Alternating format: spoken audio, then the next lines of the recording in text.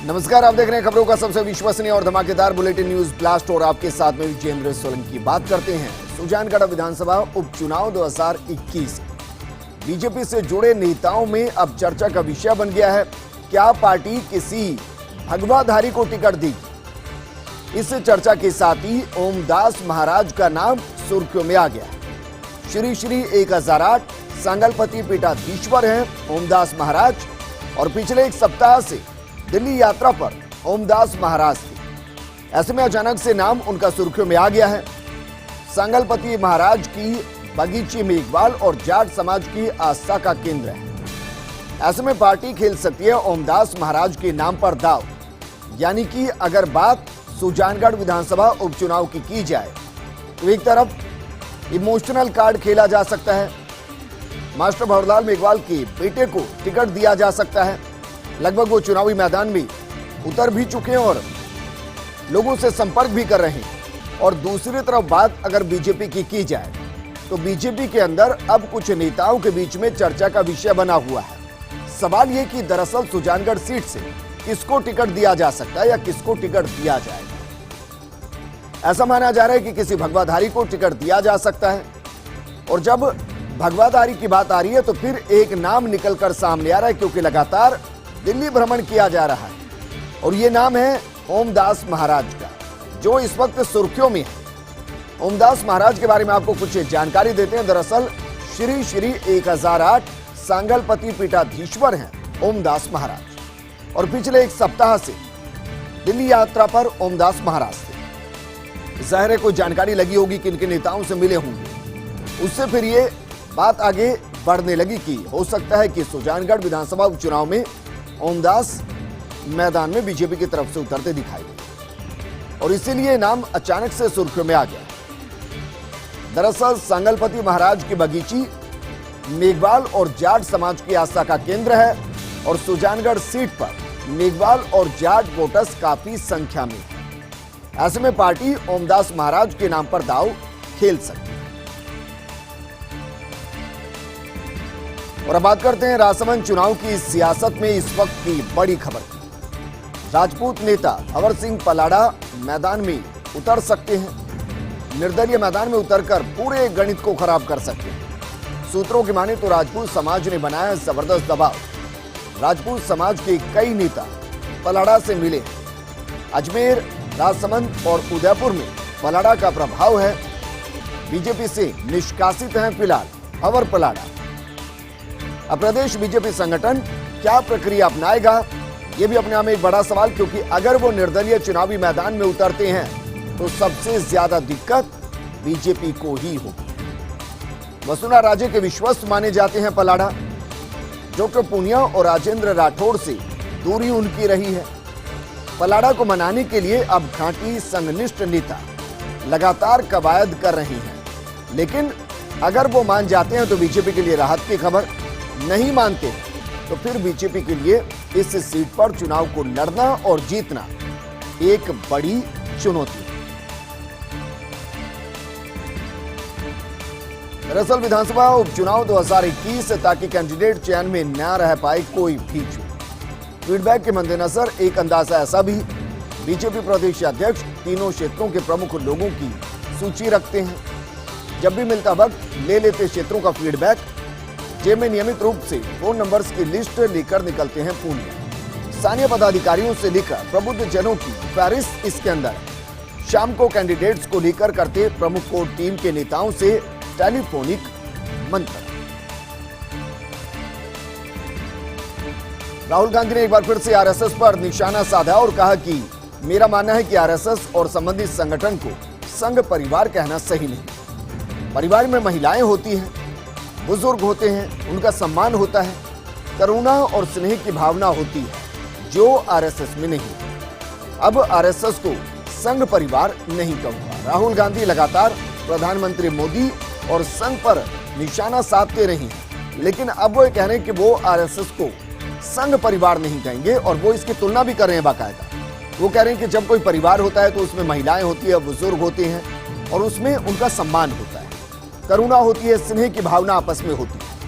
वो कहते हैं कि आरएसएस में ऐसा दिखाई नहीं देता। और इसलिए वो आरएसएस को संघ परिवार नहीं मानेंगे, आरएसएस को आगे से संघ परिवार नहीं कहेंगे। लोकसभा का बजट सत्र समाप्त कर दिया गया है। बजट सत्र के दौरान 114% रही लोकसभा की उत्पादकता।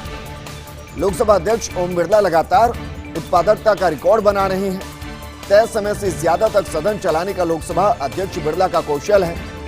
गतिरोध समाप्त कर सदन को देर तक चलाते हैं और लोकसभा अध्यक्ष ओम बिरला इस बार लोकसभा की कार्यवाही चलनी थी 115 घंटे 45 मिनट, लेकिन गतिरोध और हंगामा खत्म करवाकर बिरला ने 131 घंटे 56 मिनट तक सदन को चलाया। यानी बिरला के कुशल नेतृत्व में 6,945 मिनट की जगह 7,916 मिनट तक सदन चला और इस दौरान कोरोना के नियमों की भी बखूबी पालना वो करवाते हुए दिखाई दी। निलंबित आईपीएस मनीष अग्रवाल की निलंबन अवधि को बढ़ा दिया गया है। 120 दिन और निलंबन अवधि को बढ़ा दिया गया। आपको बता दें कि 24 मार्च 2021 से 120 दिन के लिए इस अवधि को आगे बढ़ा दिया गया। सीएस की अध्यक्षता वाली कमेटी के निर्णय पर फाइल पर अनुमोदन हुआ था। कमेटी में रखा गया था व्यू। चूंकि न्यायिक अभिरक्षा में है निलंबित अधिकारी, इसलिए उन्हें फिलहाल बहाल किया नहीं जा सकता। इस पर तुरंत कमेटी ने 120 दिन की निलंबन अवधि बढ़ाने की अनुशंसा कर दी। आगे बढ़ते हैं और बात करते हैं दौसा के मेहंदीपुर बालाजी से बड़ी खबर की। होली पर अत्यधिक भीड़ भाड़ को देखते हुए बालाजी मंदिर की पट बंद रहेंगी। कोरोना के मद्देनजर अत्यधिक भीड़ को देख 3 दिन पट बंद करने का फैसला लिया गया, निर्देश दिए गए। होली मेला समारोह मनाने मेहंदीपुर बालाजी पहुंचते हैं लाखों श्रद्धालु। 27 से 29 मार्च तक मेहंदीपुर बालाजी के पट इस बार बंद रहेंगे। दौसा जिला कलेक्टर के निर्देशानुसार सिकराय एसडीएम ने ये आदेश जारी कर दिए। कोरोना की वजह से दूसरी बार बंद किए गए हैं बालाजी मंदिर के पट। आपको ध्यान होगा बीते साल भी कोरोना की वजह से करीब 9 महीने तक मंदिर के पट बंद रहे थे। ऐसे में अगर आप मेहंदीपुर बालाजी जाकर होली मनाना चाहते हैं, अपने आराध्य के साथ होली मनाना चाहते हैं, तो अफसोस घर पर ही अपने आराध्य को याद कीजिएगा और उनके साथ होली को मनाइएगा, क्योंकि कण कण में भगवान है। वहां आप जाकर भी होली को नहीं मना पाएंगे। 3 दिन के लिए पट को बंद रखा गया।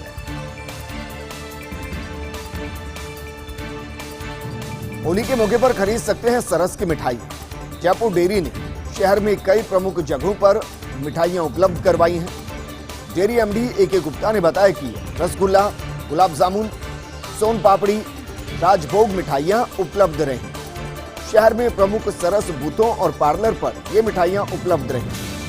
सरस की बीकानेर डेयरी द्वारा इन्हें तैयार किया गया है। उच्च गुणवत्ता और मिलावट से रही सरस की ये मिठाइयां, इनमें कोई मिलावट नहीं। रसगुल्ला, राजभोग और गुलाब जामुन के 1 किलो टिन के पैक हैं। सोन पापड़ी के 400 ग्राम के पैक उपलब्ध करवाए गए हैं। तो अगर आपको ये डर लग रहा है कि आप अगर त्योहारी सीजन में बाहर से मिठाइयां लेकर आएंगे और उसमें मिलावट हो सकती है, तो फिर रिस्क मत लीजिएगा। फिर आप सरस चले जाइएगा और वहां से मिठाइयां ले आइएगा। ऐसा नहीं है कि आपको बहुत ज्यादा वैरायटी वहां पर मिलेगी। वहां आपको रसगुल्ला मिलेगा, गुलाब जामुन मिलेगा, सोन पापड़ी मिलेगी, राजभोग मिठाइयां। ये दरअसल उपलब्ध है और इनको जयपुर में नहीं बनाया गया, इनको बनाया गया है बीकानेर डेयरी द्वारा। उन्होंने बनाया है, उसके बाद जाहिर है सप्लाई की गई है। लेकिन आपके लिए एक तरीके से राहत की खबर है, क्योंकि इसके जरिए आपको उच्च गुणवत्ता और मिलावट रहित सरस की मिठाइयां उपलब्ध हो जाएंगी। हम आपको बता रहे हैं कि अगर आप रसगुल्ला, राजभोग या गुलाब जामुन खरीदने जाना चाहते हैं, तो ऐसा नहीं कि बहुत भारी मात्रा में आपको खरीदने की जरूरत है। 1 किलो टिन पैक भी मौजूद है। सोन पापड़ी के 400 ग्राम के पैक उपलब्ध करवाए गए। कोविड-19 से जान गंवाने वाले दिवंगतों को श्रद्धांजलि दी जाएगी। विख्यात भजन और कथा वाचक गायक गिरिराज शरण देंगी श्रद्धांजलि। खाटू श्याम मंदिर से कल अखंड ज्योत दर्शन यात्रा लेकर देश भर में यात्रा करेंगे। कोविड के कारण खाटू नहीं आ सकने वाले श्रद्धालु भी अखंड ज्योत के दर्शन कर मन्नत मांग सकेंगे। अखंड ज्योत दर्शन में कोई चढ़ावा या चंदा स्वीकार्य नहीं होगा। 1 साल बाद खाटू पहुंचकर यात्रा संपन्न भी की जाएगी। खाटू श्याम मंदिर से निकली अखंड ज्योत दर्शन यात्रा जयपुर पहुंचने पर महाआरती होगी। मुख्य सचेतक डॉक्टर महेश जोशी का महाआरती में शामिल होने का कार्यक्रम है। आज मुख्य सचेतक डॉक्टर जोशी ने इस आयोजन से संबंधित पोस्टर का भी विमोचन किया। और बात करते हैं बिहार की। No bridge in Patna. Bihar विशेष सशस्त्र पुलिस विधेयक 2021 को लेकर हंगामा है। सीआईएसएफ की तरफ अलग फोर्स बनाना चाहती है नीतीश सरकार। विपक्षी पार्टियों को संदेह, विधानसभा में जमकर हंगामा। तेजस्वी यादव को नीतीश सरकार को घेरने का मौका मिला। हंगामे के दौरान पहली बार नए रूप के अंदर भी नीतीश कुमार नजर आए। नीतीश सरकार की विपक्ष से राय मशुरा करने में रुचि नहीं। अड़ियल रवैये से विधानसभा में दिखी अराजकता की स्थिति। ध्वस्त होते दिखे सरकार और विपक्ष के बीच के सभी पुल। इस दौरान आपको बाकायदा विधानसभा की वो तस्वीरें याद होगी जहां विधायकों को खदेड़ा गया था और उसके बाद आरजेडी ने जमकर बवाल किया। अब सैनिकों को मिलेगी नकली सेवा मेडल की शर्मिंदगी से निजात। देश की रक्षा करने वाले जवानों के सीने पर अब असली तमगे चमकेंगे। उनको मार्केट से खरीदने की जरूरत नहीं पड़ेगी। दरअसल 13 करोड़ में सेना का 17,27,000 सर्विस मेडल खरीदने का करार। सेना ने 17 तरह के सेवा मेडल बनाने का करार किया है। अगले 3 से 4 महीने में सेना को ये सभी मेडल मिल जाएंगे। आपको बता दें कि दरअसल पेंडेंसी बहुत ज्यादा चल रही थी और हालात ये थे कि 2013 से जिनको मेडल मिले थे वो मेडल नहीं मिल रहे थे, इसलिए वो मार्केट से मेडल लेकर आते थे और उनको लगाते थे, लेकिन शर्मिंदगी होती। अब उससे राहत मिलेगी और इस पेंडेंसी को दूर करने के लिए बाकायदा ये पूरा प्लान बनाया गया और 3 से 4 महीने का वक्त मिलेगा। इस वक्त के दौरान जिनको भी मेडल की घोषणा की गई और जिनको मेडल नहीं दिए गए उनको मेडल दे दिए जाए।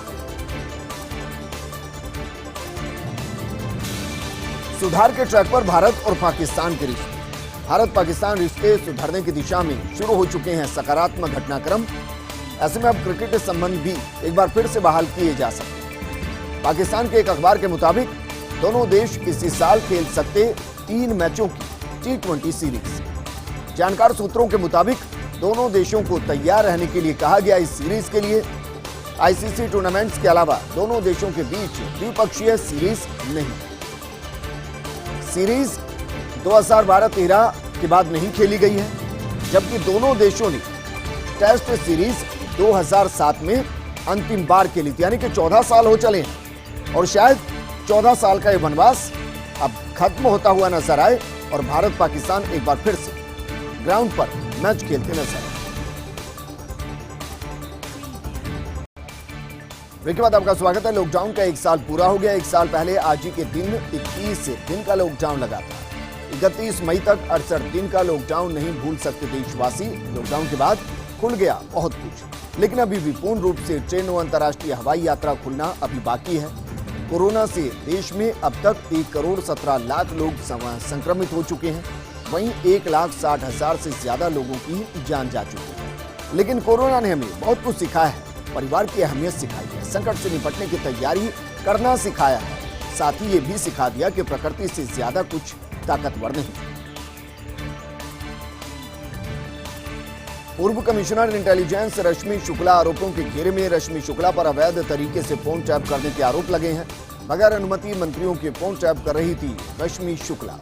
पुलिस तबादलों में भ्रष्टाचार, 100 करोड़ का कलेक्शन, फोन टैपिंग के हवाले से मीडिया में आई इस तरह की खबरें। इसके बाद मुख्यमंत्री उद्धव ठाकरे से माफी मांग चुकी हैं रश्मि, लेकिन इससे सरकार की छवि दागदार तो हो ही गई। फिर भी रश्मि शुक्ला को ठाकरे सरकार ने किया माफ। महाराष्ट्र कैबिनेट की बैठक में रश्मि शुक्ला पर आरोप लगे। अब डेप्यूटेशन पर सीआरपीएफ में चली गई हैं रश्मि शुक्ला। मनसुख हिरेन हत्याकांड की जांच कर रही महाराष्ट्र एटीएस। सूत्रों के मुताबिक एटीएस को जांच पड़ताल में पता चला क्रॉफोर्ड मार्केट पुलिस मुख्यालय में रची गई थी साजिश। सचिन वजह 2 साथियों ने हिरेन को मारने की साजिश रची थी। एटीएस ने 2 आरोपी के गिरफ्तार। वो एनआईए के गृह हिरासत में है। एनआईए ने बरामद किया है एक फर्जी आधार कार्ड। फर्जी आधार कार्ड से 5 स्टार सोबो होटल में रुका था वजीर। और बात करते हैं राजनीतिक गलियारों की चर्चाओं की। इस बार नेताजी को क्यों नहीं भेजा गया पश्चिम बंगाल, जबकि पश्चिम बंगाल में नेताजी के ससुराल भी है। उनके शेखावाटी क्षेत्र की भी काफी संख्या पश्चिम बंगाल में मौजूद है। वैश्य तबके से रखते हैं अच्छी खासी पकड़। जब नेता से की गई व्यक्ति ने टिप्पणी, नेताजी ने कहा कि मुझे कहा ही नहीं पार्टी ने, पिछली बार कहा था तो लगातार चुनाव प्रचार पर मैं गया भी था, भेजने वालों को ही था सोचना। जयपुर शहर के लोकप्रिय नेताजी के पास आते हैं कॉल भी, कहते हैं कि भाई साहब इस बार क्यों नहीं आए आप प्रचार करने। कॉलेजों की पढ़ाई पर टाइम्स ऑफ इंडिया की रिपोर्ट, राजस्थान के कॉलेजों में शिक्षकों के 50% पद खाली पड़े। ज्यादातर विद्यार्थी प्राइवेट ट्यूशन पर निर्भर हैं। गाइडबुक के सहारे परीक्षा पास करते हैं कई विद्यार्थी। प्राचार्यों के स्वीकृत 292 पदों में से 265 पद खाली हैं। शिक्षकों की 6,939 पदों में से 2,572 खाली हैं।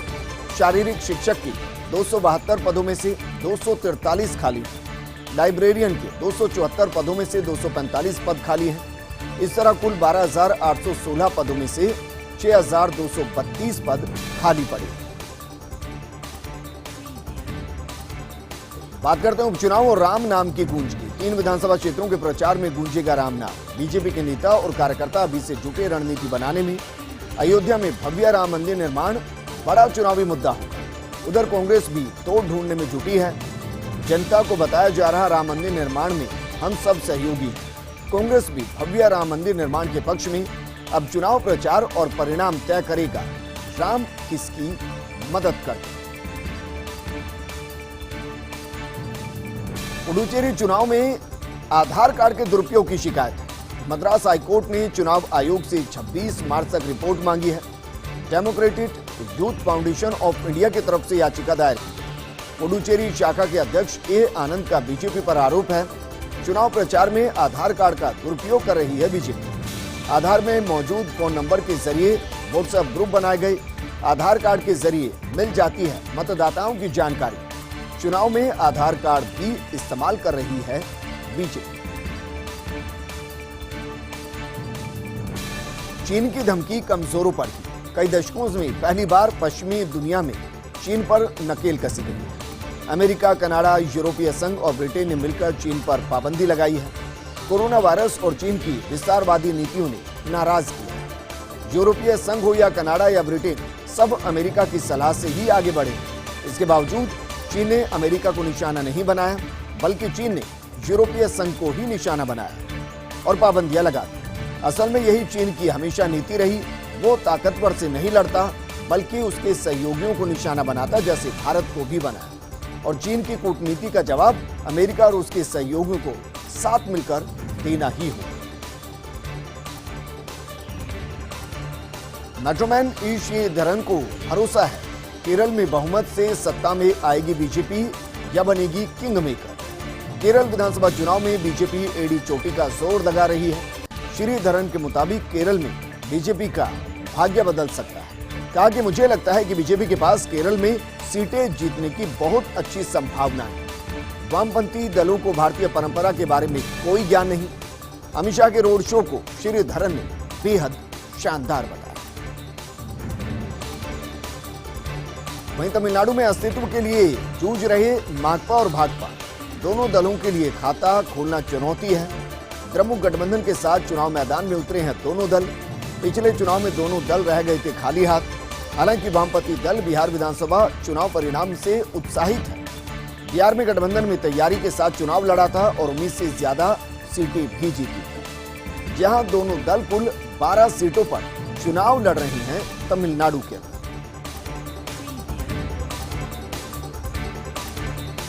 समय से पहले समाप्त हो सकता संसद का बजट सत्र। देश में कोरोना संक्रमण के तेजी से बढ़ रहे मामले और 5 राज्यों में विधानसभा चुनाव का भी बिगुल बज चुका है। ऐसे में संसद का बजट सत्र अपने तय समय से पहले ही खत्म हो सकता है और इसकी घोषणा बाकायदा हो चुकी है कि संसद का बजट सत्र खत्म कर दिया गया है।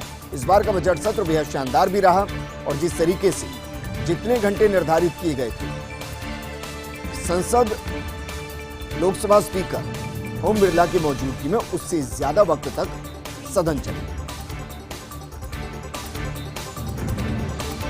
केरल विधानसभा चुनाव का घमासान महामुकाबला बना बीजेपी के इकलौते दुर्ग नेमम सीट का चुनाव। कांग्रेस ने बीजेपी को रोकने के लिए ताकत झोंकी है। केरल में बीजेपी के बढ़ते राजनीतिक आधार को रोकना कांग्रेस की रणनीति है। कांग्रेस ने इसके लिए दिग्गज नेता के मुरलीधरन को उतारा अखाड़े में। बीजेपी ने भी वरिष्ठ नेता कुम्मनम राजशेखरन को मैदान में उतारा है। हालांकि कांग्रेस और बीजेपी की लड़ाई में माकपा भी मौका तलाश रही। इस बुलेटिन में फिलहाल इतना ही, लेकिन आप बने रहिए फर्स्ट इंडिया न्यूज के साथ, क्योंकि खबरों का सिलसिला लगातार जारी है। नमस्कार।